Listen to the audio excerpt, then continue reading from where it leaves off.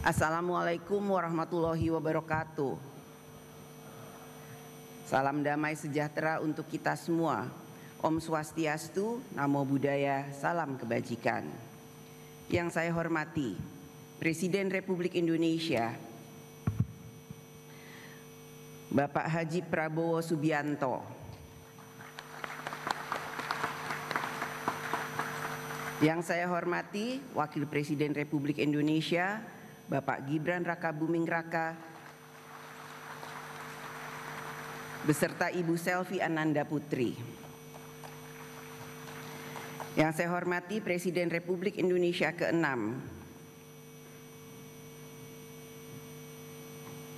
Bapak Profesor Dr. Honoris Causa Haji Susilo Bambang Yudhoyono MA. Yang saya hormati Presiden Republik Indonesia ke-7 Bapak Insinyur Haji Joko Widodo. Yang saya hormati Wakil Presiden Republik Indonesia ke-6 Bapak Jenderal TNI Purnawirawan Tri Sutrisno.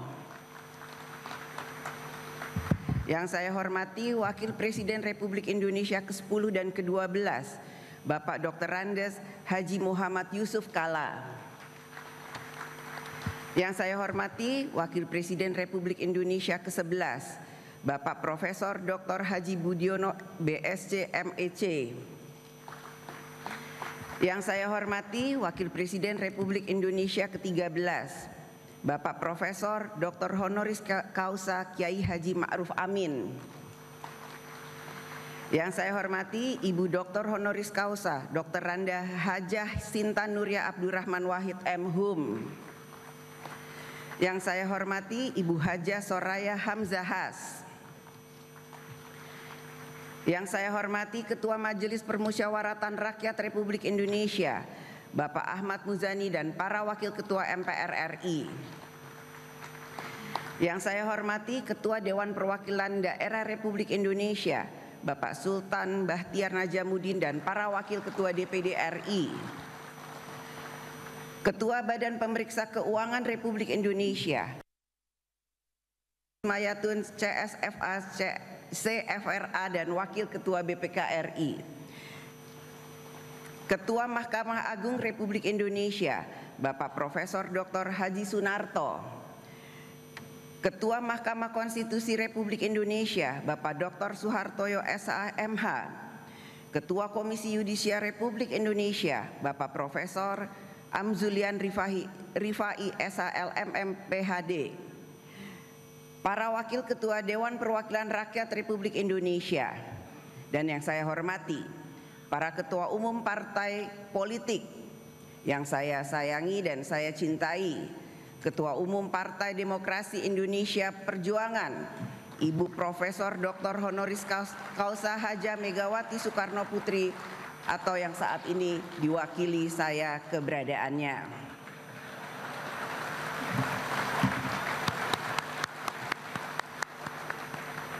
Yang saya hormati Ketua Umum Partai Golongan Karya Bapak Dr. Bahlil Lahadiah. Yang saya hormati Ketua Umum Partai Gerindra Bapak Haji Prabowo Subianto. Yang saya hormati Ketua Umum Partai Nasional Demokrat Bapak Dr.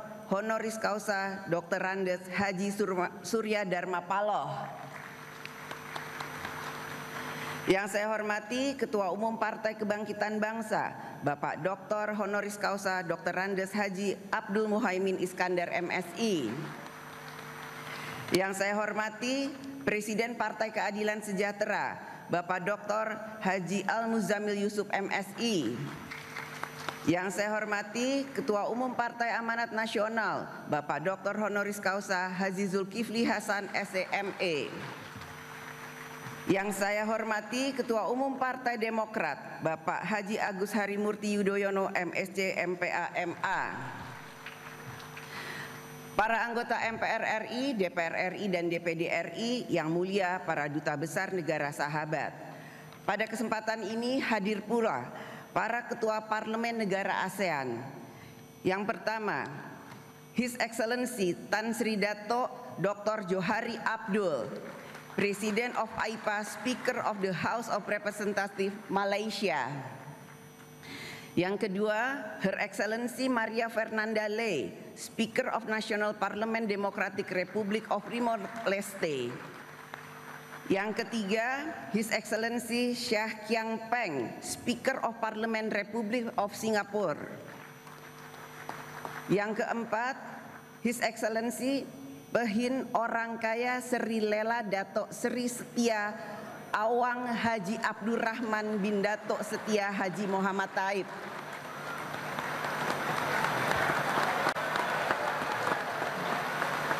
Speaker of Legislative Council Brunei Darussalam.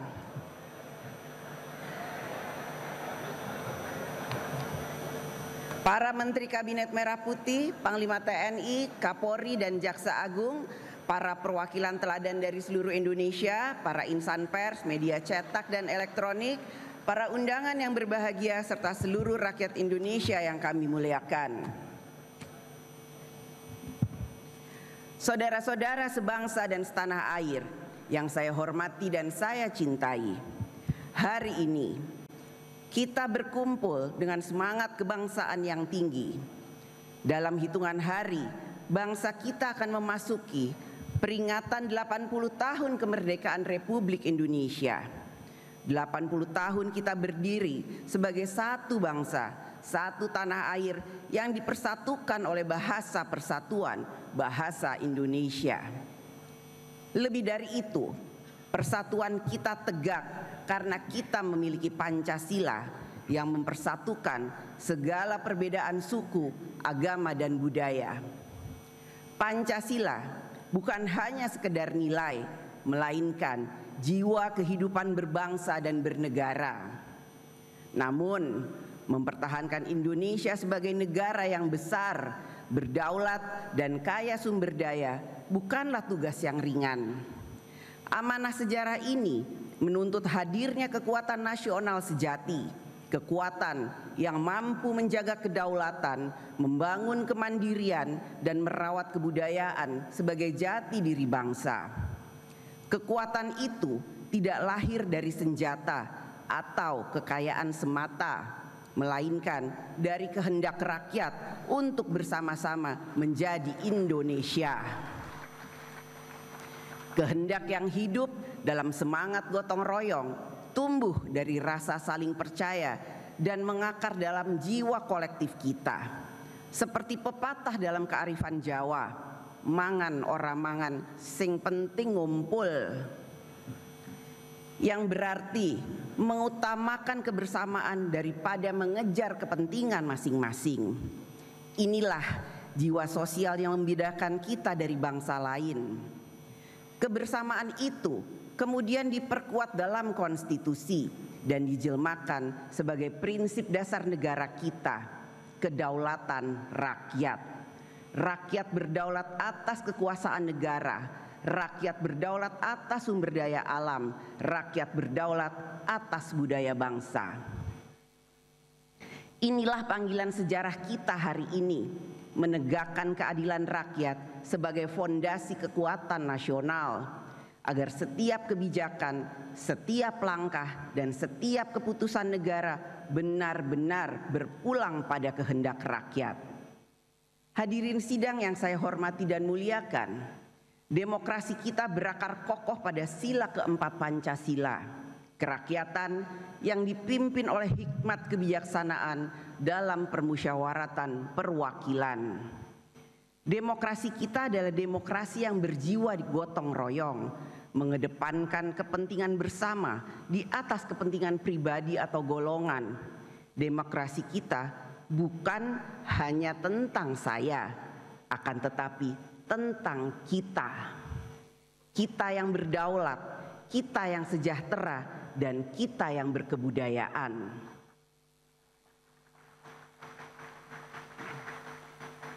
Demokrasi Pancasila menempatkan musyawarah sebagai proses utama dan hikmat kebijaksanaan sebagai sumber pikiran dan nurani dalam setiap pengambilan keputusan, sehingga membawa kebaikan bagi seluruh rakyat dan tidak meninggalkan siapapun di belakang.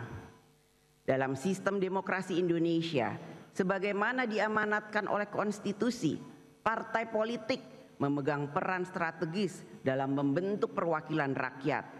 Partai politik bukan sekedar kendaraan menuju kekuasaan, tetapi jembatan antara rakyat dan negara. Dari partailah wakil rakyat dilahirkan, dari partailah presiden dan kepala daerah diusung. Oleh karena itu, partai politik memikul tanggung jawab besar sebagai soko guru kedaulatan rakyat.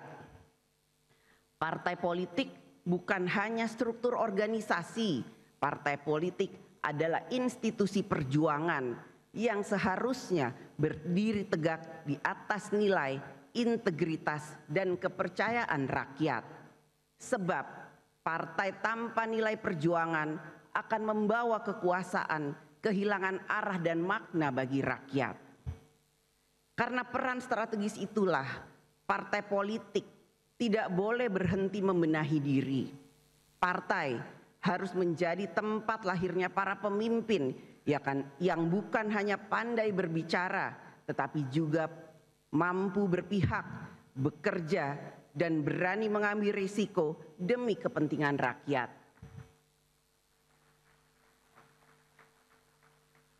Namun, keberhasilan partai politik dalam menjalankan perannya sangat bergantung pada sistem yang menjadi wadahnya.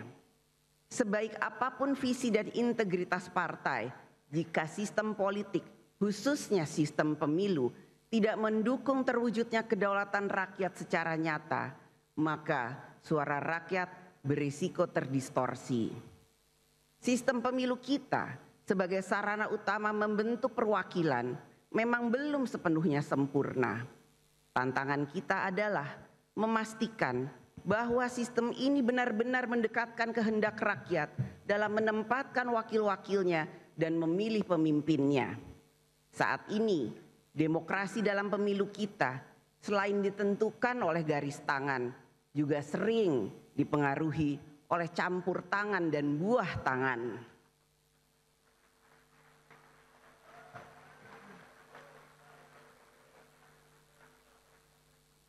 Kita semua memiliki garis tangan, nasib dan kesempatan yang diberikan oleh Allah Subhanahu wa Ta'ala, Tuhan yang Maha Esa. Tetapi tidak semua dari kita memiliki kemampuan yang sama untuk ikut campur dan memberikan buah tangan dalam menentukan arah demokrasi. Inilah kritik sekaligus otokritik terhadap demokrasi dalam pemilu kita. Kita harus terus memperbaiki dan menyempurnakannya. Sebab demokrasi yang kita cita-citakan bukanlah demokrasi campur tangan dan buah tangan, tetapi demokrasi yang memberi kesempatan setara bagi semua warga negara. Marilah kita bangun demokrasi yang menghidupkan harapan rakyat. Demokrasi yang tidak berhenti di bilik suara, tetapi terus tumbuh di ruang-ruang dialog, di dapur rakyat, di balai desa, hingga di gedung parlemen, agar setiap keputusan lahir dari kesadaran bersama, bukan hanya kesepakatan segelintir elit. Dalam demokrasi, rakyat harus memiliki ruang yang luas untuk berserikat, berkumpul, menyatakan pendapat, dan menyampaikan kritik. Kini, kritik rakyat hadir dalam berbagai bentuk yang kreatif dan memanfaatkan kemajuan teknologi, khususnya media sosial sebagai corong suara publik. Ungkapan tersebut dapat berupa kalimat singkat seperti kabur saja dulu, sindiran tajam, Indonesia gelap, lelucon politik, negara Konoha, hingga simbol-simbol baru seperti bendera One Piece dan banyak lagi yang menyebar luas di ruang digital. Fenomena ini menunjukkan bahwa aspirasi dan keresahan rakyat kini disampaikan dengan bahasa zaman mereka sendiri. Bagi para pemegang kekuasaan, semua suara rakyat yang kita dengar bukanlah sekedar kata atau gambar. Di balik setiap kata ada pesan, di balik setiap pesan ada keresahan, dan di balik keresahan itu ada harapan.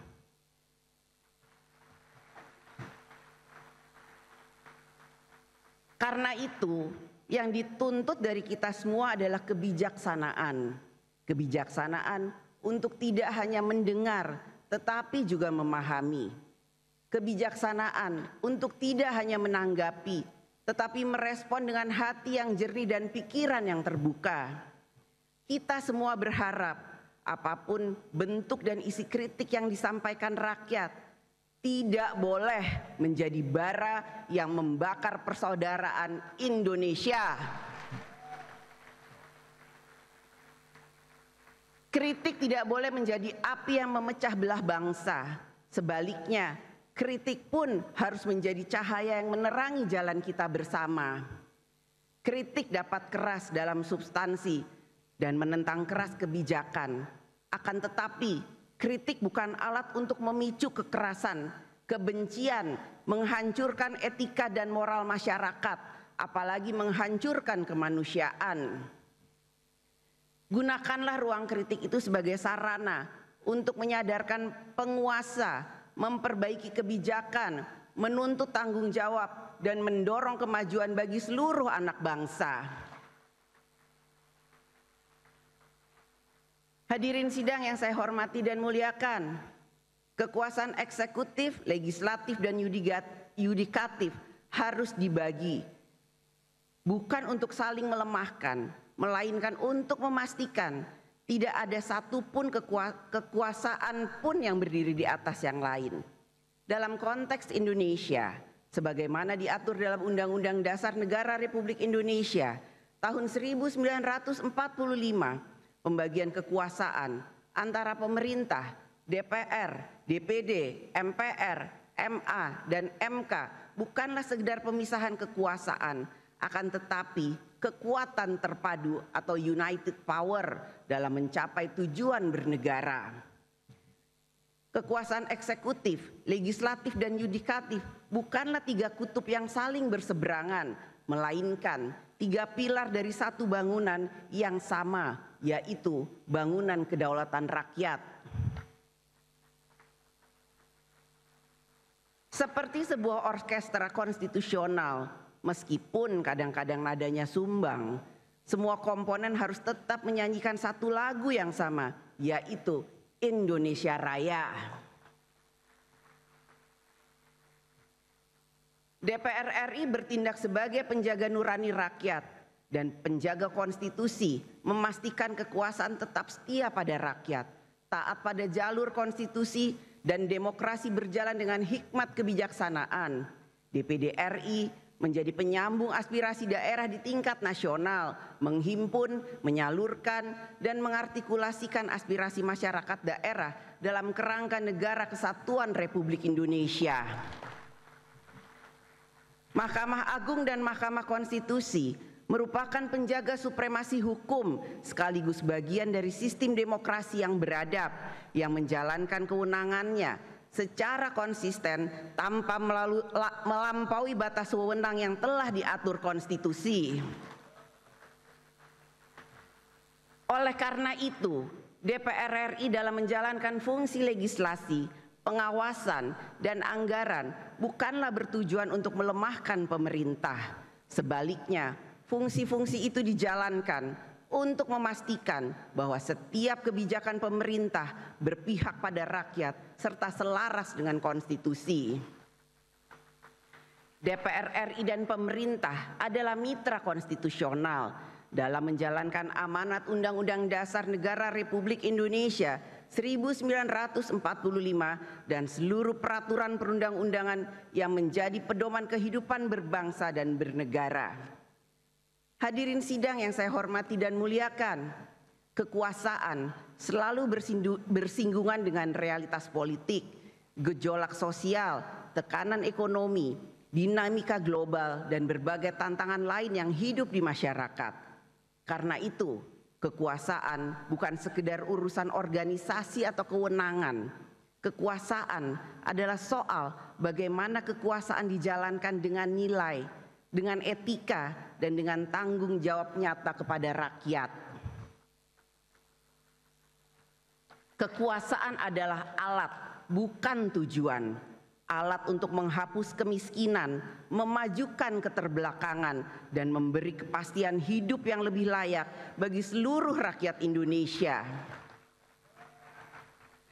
Dengan segala sumber daya yang dimiliki, mulai dari birokrasi, anggaran, sumber daya alam, hingga kewenangan, rakyat menaruh harapan besar bahwa negara akan selalu hadir secara nyata. Hadir bukan hanya di baliho, bukan hanya di pidato, tetapi hadir di sawah, di sekolah, di rumah sakit, dan di kampung-kampung yang menanti keadilan sosial. Inilah mandat utama bagi kita semua, para pemegang amanat kekuasaan, baik eksekutif, legislatif maupun yudikatif, yaitu menghadirkan kebijakan negara yang benar-benar melayani dan menyejahterakan rakyat.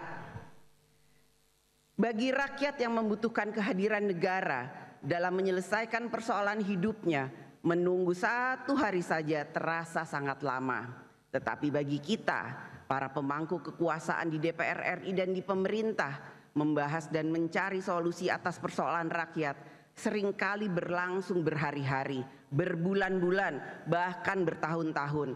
Akibatnya rakyat harus menunggu. Jangan biarkan rakyat menunggu. Negara harus hadir secepat mungkin dalam menyelesaikan urusan rakyat.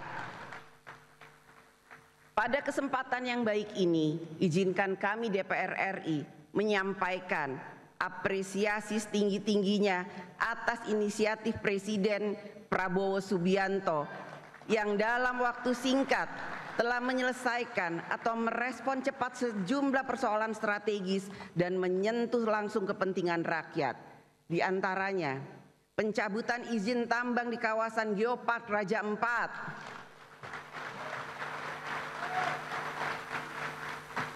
penyelesaian sengketa tapal batas pulau antara Aceh dan Sumatera Utara, kebijakan pembelian gabah petani dengan harga yang layak,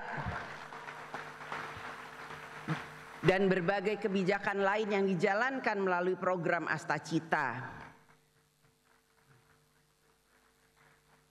Respon cepat ini patut diapresiasi karena mencerminkan keberpihakan pemerintah pada kepentingan rakyat.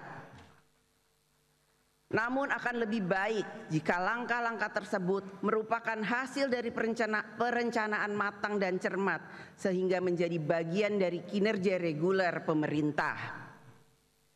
Kedepan, rakyat tentu mendambakan agar masalah-masalah lain yang berada di luar kemampuan mereka dapat diselesaikan pemerintah dengan cepat. Tugas kita bukan hanya membicarakan harapan rakyat, tetapi juga mewujudkannya. Pemerintah dalam menjalankan kekuasaannya harus senantiasa mawas diri, sebab kekuasaan sejatinya adalah untuk melayani, membantu, dan memberdayakan rakyat. Kekuasaan bukan untuk menakuti rakyat, melainkan untuk menyelesaikan urusan rakyat, meskipun seringkali urusannya rumit, ibarat cinta segitiga antara aspirasi, anggaran, dan aturan.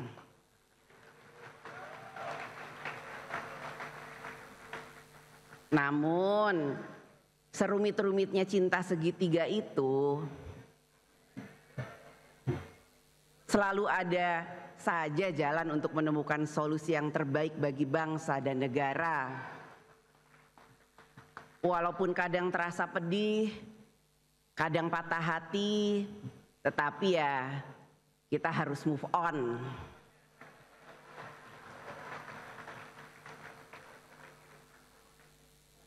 Hadirin sidang yang saya hormati dan muliakan, hari ini kita dihadapkan pada ketegangan dan konflik geopolitik, perang dagang, krisis iklim dan energi, ketimpangan ekonomi dan yang semakin tajam, disrupsi teknologi, serta pergeseran kekuatan global. Indonesia seperti banyak negara lainnya, berada di dalam pusaran global tersebut. Karena itu, kita harus memiliki pijakan yang kokoh dan arah yang jelas dalam memenangkan kepentingan bangsa dan negara. Kita memerlukan pondasi kedaulatan, kemandirian dan kebangsaan agar kita mampu berdiri tegak di tengah perubahan dunia tanpa kehilangan cita-cita dan jati diri bangsa. Pondasi kedaulatan tidak hanya berarti menjaga batas wilayah, tetapi juga memastikan arah kebijakan luar negeri dan ekonomi nasional ditentukan secara mandiri. Dalam dunia multipolar saat ini, Indonesia harus menempatkan diri secara strategis untuk memperjuangkan kepentingan nasional di forum-forum internasional, mulai dari isu lingkungan, ekonomi, geopolitik, perdagangan global, hingga tata kelola dunia yang lebih adil.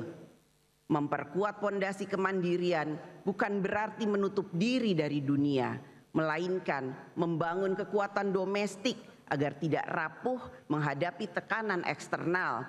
Kemandirian ini menuntut langkah nyata, membangun kemandirian pangan, energi, manufaktur, dan teknologi strategis. Kemandirian nasional bukan sekedar soal infrastruktur dan modal, tetapi juga kualitas manusia yang menggerakkannya. Karena itu, investasi pada pendidikan, penguasaan teknologi, dan pembangunan karakter bangsa menjadi bagian tak terpisahkan dari strategi kemandirian. Dalam pembangunan sumber daya manusia nasional, kita tidak boleh mengabaikan fakta bahwa setengah dari potensi bangsa Indonesia adalah kaum perempuan.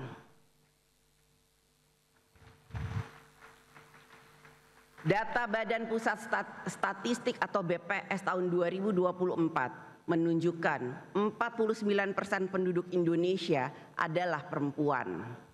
Dalam era pembangunan inklusif, keberadaan dan kontribusi perempuan harus ditempatkan bukan hanya dalam kerangka hak asasi manusia, tetapi juga sebagai prasyarat keberhasilan pembangunan nasional.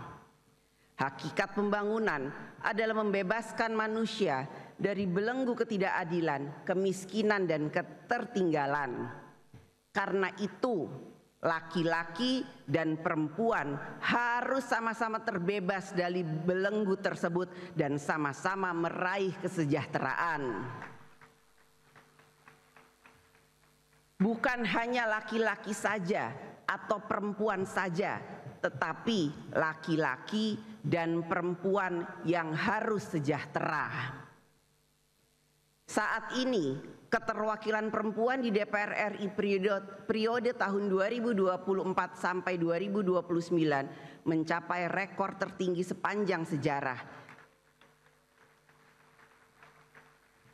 yaitu sekitar 21,9% atau 127 dari 580 anggota DPR. Ini adalah kemajuan yang patut diapresiasi.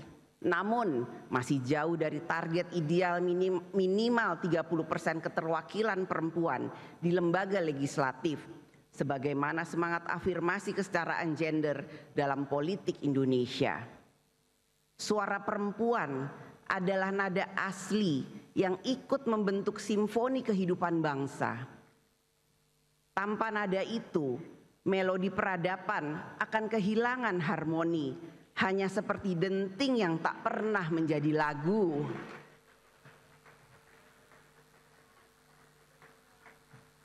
Laki-laki dan perempuan hidup di dunia yang sama, memikul tanggung jawab yang sama untuk membangun peradaban dunia.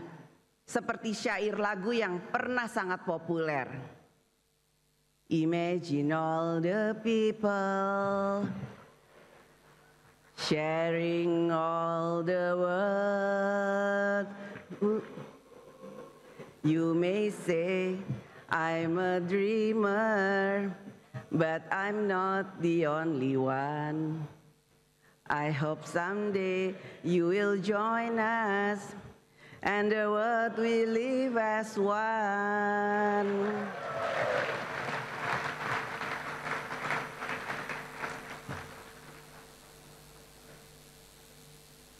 Begitulah seharusnya kita membayangkan tempat di mana perempuan dan laki-laki berbagi ruang, berbagi kuasa, dan berbagi tanggung jawab untuk kemajuan bersama. Perempuan juga berhak menduduki jabatan publik dan negara di semua tingkatannya.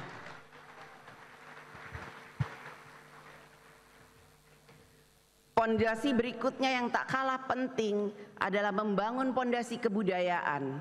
Kebudayaan bukan sekedar menjaga warisan masa lalu, melainkan juga sebagai upaya memperkuat jiwa kolektif yang menyatukan dan memberi arah moral bagi bangsa kita. Di tengah derasnya arus globalisasi nilai dan budaya asing, identitas bangsa kita tidak boleh luntur. Nilai-nilai luhur Pancasila, semangat gotong royong, serta Bhinneka Tunggal Ika adalah modal sosial terbesar yang kita miliki. Kita juga menghadapi tantangan terbesar yang berasal dari dalam diri kita yang harus kita taklukkan demi membangun kekuatan nasional yang kokoh dan berkelanjutan. Seperti yang pernah diingatkan oleh Bung Karno, perjuanganku lebih mudah karena melawan penjajah, tapi perjuanganmu akan lebih sulit karena melawan bangsamu sendiri. Di satu sisi, rakyat kita dengan segala keterbatasannya memiliki etos kerja yang luar biasa. Petani, nelayan, buruh, guru, ojek online, TNI, Polri, ASN, tenaga kesehatan di pelosok-pelosok negeri, mereka semua bekerja keras tanpa kenal lelah. Namun di sisi lain, kita menghadapi kenyataan pahit. Sebagian kecil masyarakat dengan segala kelebihannya justru mengeksploitasi rakyat dan sumber daya alam melalui praktek bisnis yang manipulatif, bisnis ilegal, tambang ilegal, judi online, narkoba, penyelundupan, dan lain sebagainya. Keuntungan mereka sudah melampaui batas rasionalitas ilmu ekonomi dan nilai peradaban. Presiden Prabowo Subianto menyebutnya dengan istilah tajam, serakah nomik.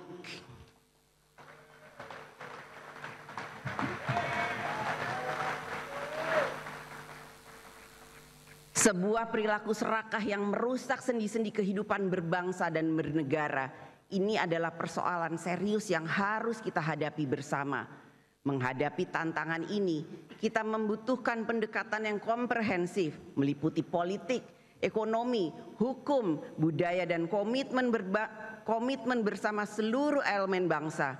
Kita perlu menjalankan transformasi ekonomi dan keadilan sosial yang nyata, penegakan hukum yang tegas dan tidak pandang bulu, serta kerja kolektif dalam mewujudkan transformasi nasional. Dengan kebersamaan dan tekad bulat, kita yakin bahwa kita mampu memperkuat pondasi nasional yang akan menjadi kekuatan demi mewujudkan Indonesia yang adil, maju, dan berdaulat.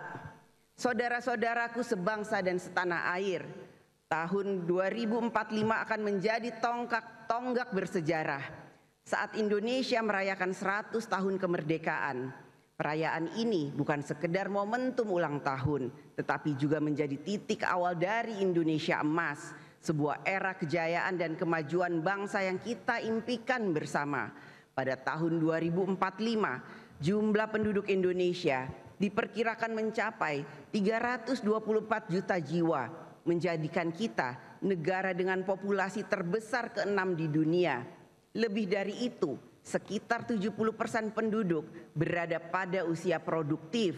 Ini adalah peluang besar yang harus kita manfaatkan secara optimal. Kita memiliki 20 tahun untuk menuju tahun 2045. Namun, jika kita melihat perjalanan 20 tahun terakhir, sejak tahun 2005 hingga 2025, kita dapat melihat kemajuan yang signifikan, tetapi juga masih banyak pekerjaan besar yang belum selesai. Pilar-pilar kemandirian nasional seperti pangan, energi, dan manufaktur strategis belum sepenuhnya menjadi kekuatan bangsa. Layanan dasar publik masih belum memuaskan dan demokrasi kita masih memerlukan transformasi mendalam, terutama dalam sistem partai, pemilu, serta pemberantasan korupsi. Ini menunjukkan bahwa waktu 20 tahun bukanlah waktu yang panjang untuk pembangunan sebesar dan sekompleks Indonesia. Jika kita terus berjalan dengan pola pikir dan sistem kerja lama, mimpi Indonesia Emas 2045 hanya akan menjadi fata morgana yang indah tapi tak pernah akan terwujud.